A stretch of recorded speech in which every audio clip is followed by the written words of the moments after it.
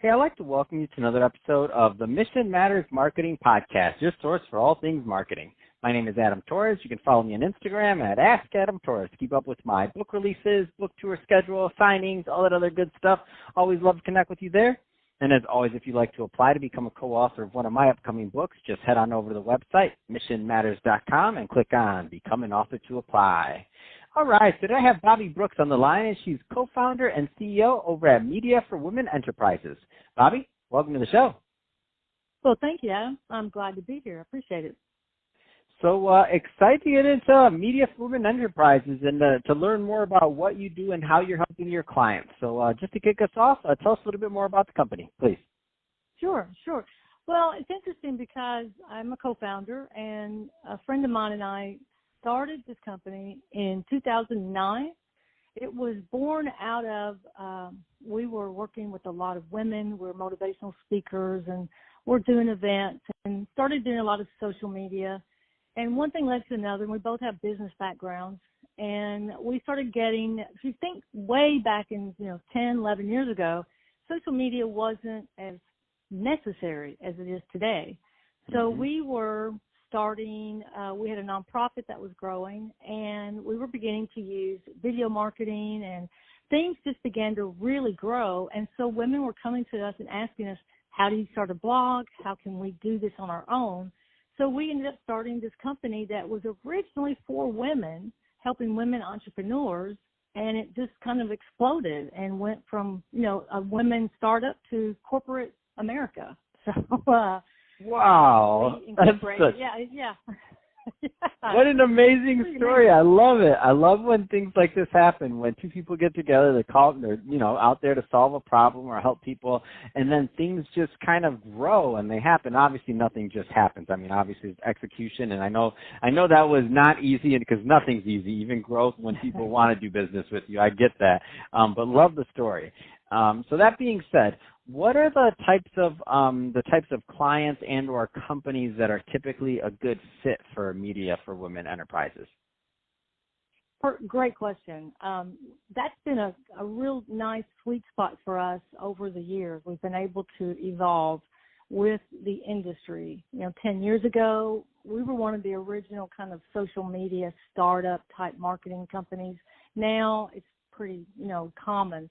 So Media for Women diversified. We focus a lot on the small to medium-sized business for marketing, digital marketing, and really branding types of strategies. Obviously, we have a niche for women, and our heart is always for the entrepreneur, just helping the person who has an idea that wants to execute it.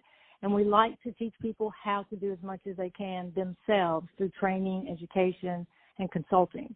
So anything that we can offer on our services with media marketing type services, we will outsource to other companies and partner with other companies to do that. Where do you find that a lot of, and I know this is going to vary, by the way, from size of company, all the, the founder's experience, a lot of different things. But I do know, as long as you've been in this business, that certain themes tend to arise. What are some of those common themes of opportunity areas or challenges that you find that a lot of business owners have, but they can really be solved with the right guidance?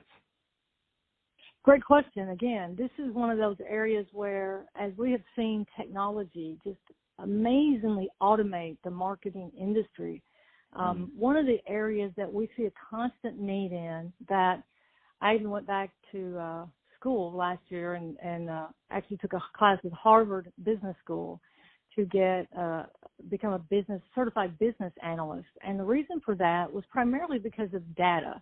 And today we'll find small business owners spending a fortune on Facebook ads or Google ads or, types of areas online that may not be the best for their budget. So an area of need that we're focusing on right now, and I see a future for it as well, is just understanding the budgets for companies and how they need to spend those marketing dollars for the right, return on investment for that money.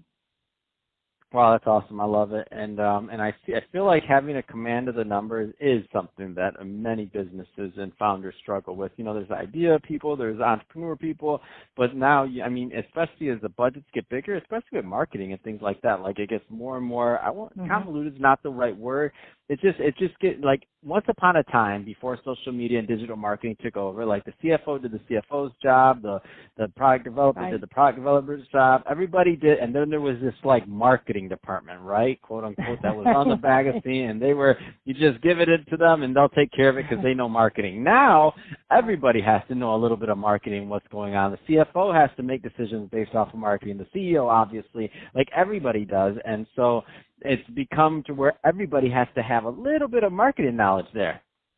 Yes, and that's a great point, actually.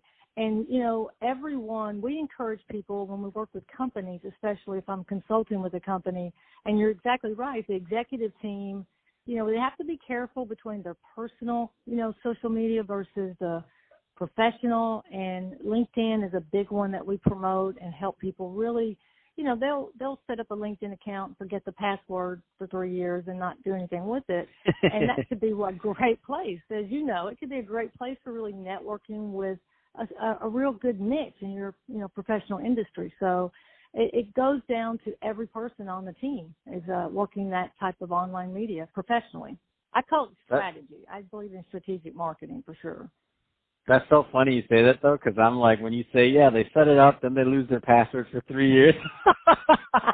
I think you just called out some of my audience that are listening right now, and they're kind of feeling a little bit like their ego might be hurt a little, but it's okay, Bobbye. Like, whoever's listening to that, whoever's ego is hurt, they need to give Bobbye and her team a call because you need her.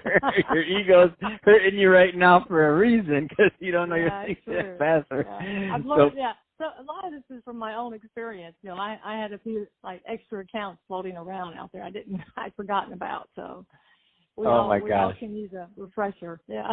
I love it. So that being said, Bobbye, if somebody's listening to this and they want more information on Media for Women Enterprises, so a two-part question. Number one, are there any type of specific niches or industries that you prefer over others or that you do most of your work in? Number one. Number two, what's the best way for the correct people to follow up and or connect with you and your team? Great. I appreciate that. First of all, probably our best niche is going to be, we have a product that we call Business in a Box.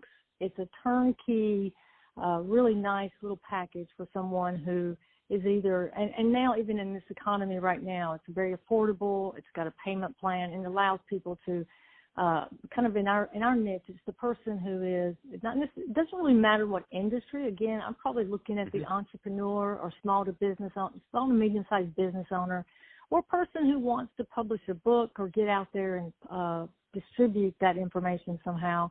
That's kind of where I'm at, and I offer free consulting. You can go to media4women.com and sign up for a free consult. And from there, we have a really nice little package we're offering during the COVID crisis. We want to give, especially new people that are coming into maybe having to decide a change in their work life, we want to help them get through this time and transition into something that might be better for them and where they can make some money without waiting on their job to come back. Oh, that's awesome. I love it, Bobbye. And what's the best way for them to reach out and to learn more? Well, the website is a good place. We're on social media, media4women.com. And also, if you go to any of the social media sites, we have a lot of videos on YouTube. And if they just Google or put in media, the number 4 women, they're going to find us all over the place on Google for the last 10 years. We've done television, radio, and those types of areas we can help people get involved with for a lot less, than what it costs if you just kind of call up a TV station. But we want to help people get seen, get known, get heard, and at an affordable rate, and also see that money returned on what they're doing. Man, that's exciting. I love it. So, Bobbye, thank you again for coming on the show today and sharing more about your background and all the great work you're doing over at Media for Women. And to the audience, as always, thanks for tuning in. Hope you got a lot of value out of this. If you did, don't forget to subscribe to the podcast, leave me a review on the Apple iTunes Store, and if you're watching this on our YouTube channel, Mission Matters Marketing, definitely give us a subscribe there, but also leave us some comments on the video. I want to know what kind of things you're working on and what you have going on in your world. And Bobbye, thanks again for coming on the show.